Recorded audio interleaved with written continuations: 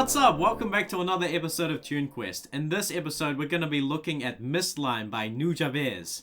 And let's just jump straight into it, okay? So the left hand starts with the C minor chord. And what we're doing here is an arpeggio pattern. We play the root, the 5, and then the octave, and then the 5 again.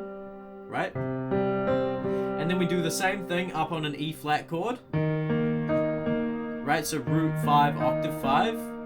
And then we actually move to this F major triad, but what it does is it starts on the 5th and then descends, right? Where it plays the C twice, the A twice, and then it goes up the triad and then plays the D. Okay, so all together.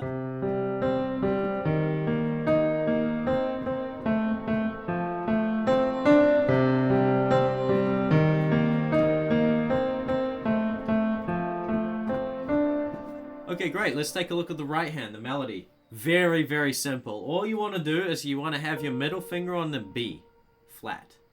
And then what we're going to do is we're just going to rise up the fingers. Where we go this finger on the C, and then the pinky on the D, and then back to the middle.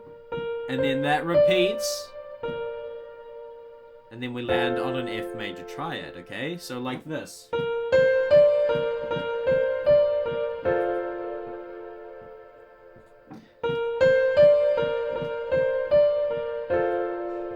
With the left hand.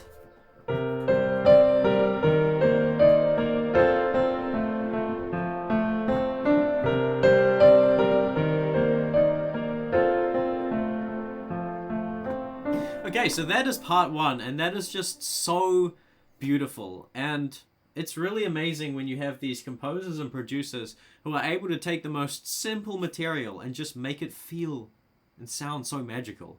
So Nujabes had some kind of magic, and I'm trying to figure it out. I'm trying to unlock it. But we can start to figure out. We can get into the mind of Nujabes by learning the music. In particular, this here is so good. Okay, now let's move into the next part, which is when the bass kind of comes in, right? So the left hand changes, and there's only 2 chords here. So we do the same pattern, just starting on a G. Twice. And then we do the same thing starting on a D. Right? G, D. Cool.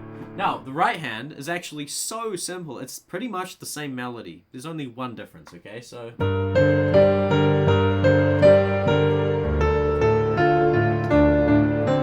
Okay, so it starts the same, right? But this time it falls down to an A, and the left hand is on a D, right? So the chord itself is a D minor. So the right hand descends the D minor triad with that same pattern that we had before with the left hand, right? So it's like, and then C, D. So together.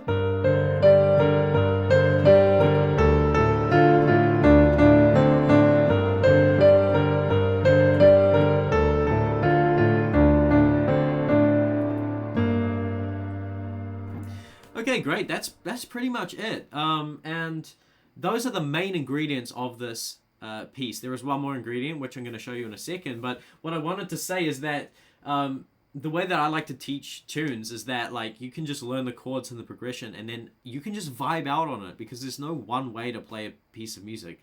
Like, every time you sit down at the piano, you want to be able to play it in a different kind of way. That's what improvisation is. And that's actually why I created Unlock the Keyboard, because, like, you want to have this free kind of approach to music and to the piano, and that's kind of what I teach in Unlock the Keyboard. So if you're interested in that, check the link below. There's a free community and literally a 13-hour course to help you unlock this instrument and reach that kind of free creative expression. Okay, so what I was gonna say here, though, is that you can, like, take it up an octave.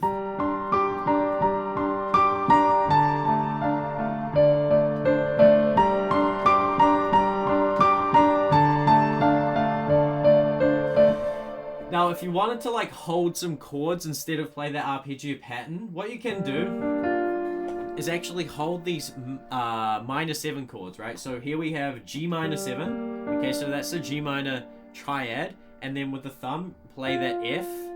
You could just like hold that 1, 2, 3, 4, and then bring it down to this D minor 7 chord, right? So you've got a D minor triad, and then the thumb plays this C up here. You could.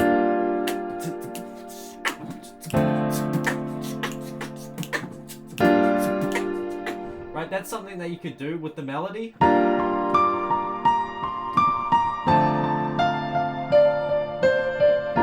Right, that sounds beautiful. You could do that. Yeah, I just want to give you some options. And you could also do the intro.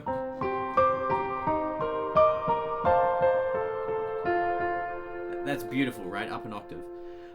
So yeah, you can kind of play around with it. And I do encourage you to play around and experiment with it. And there is one more thing that I wanted to show you. There is a big part of this song, which is why I freaking love it. It's just jazzy piano licks. This awesome soloing going on, which is so epic, right? It's this kind of stuff, right?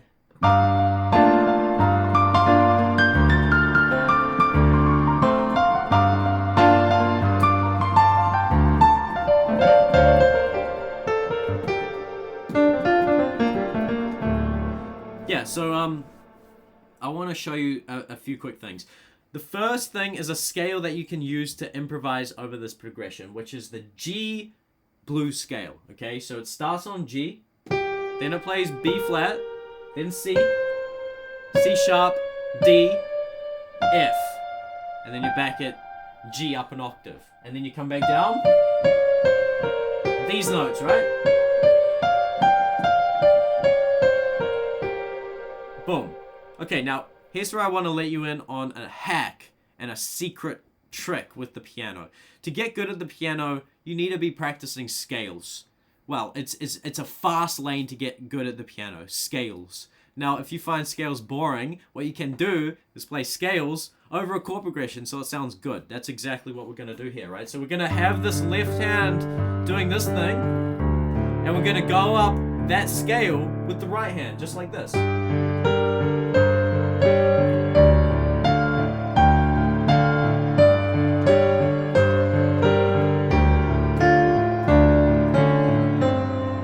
And then double the speed. Bro,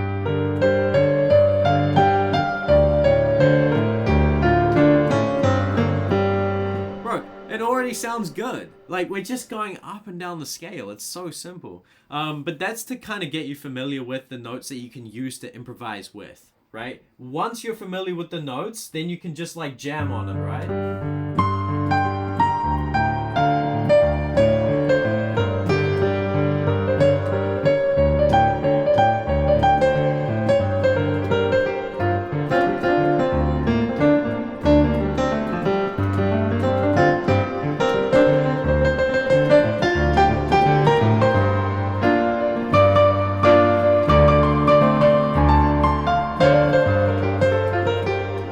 So that's me just jamming on it. Sorry, I got a bit carried away there.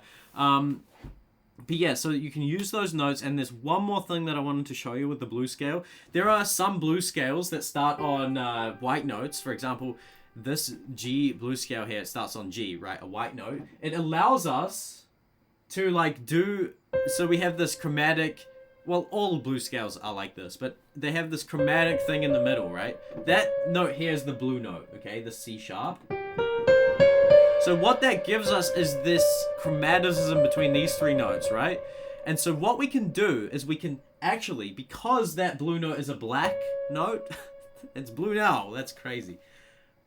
You can slide your finger from it down to another note, right? Up to that one or down to that one, right?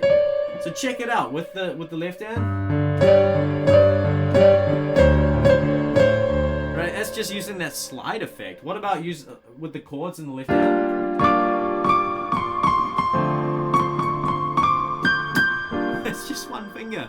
That's crazy, right? Now to make it sound even better, you can have your pinky up here on the G, and then you can slide with the same finger.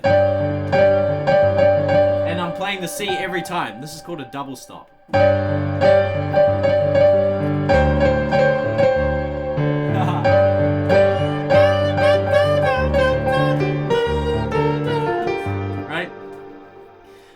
So gosh, there's so many things that you can do with this one. It's so fun. Okay, so that's the scale that you want to be practicing if you want to like jam and improvise on this epic tune.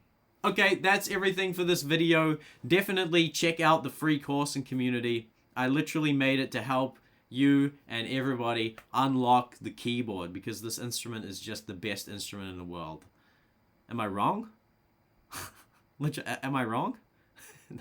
Nah, that's probably a biased opinion, but anyway, I've created my whole brand around it, so whatever. Yeah, please help me have this video reach more people, right? Like it, comment, subscribe, all of that good stuff, and I'll see you in the next one. Hey, shout out to whoever's requested it as well. Honestly, Nujabes is an absolute no-brainer for me and my channel, so absolute legend. Thank you so much. Why did I not think of that sooner? So yeah, cool. See you next time. Bye.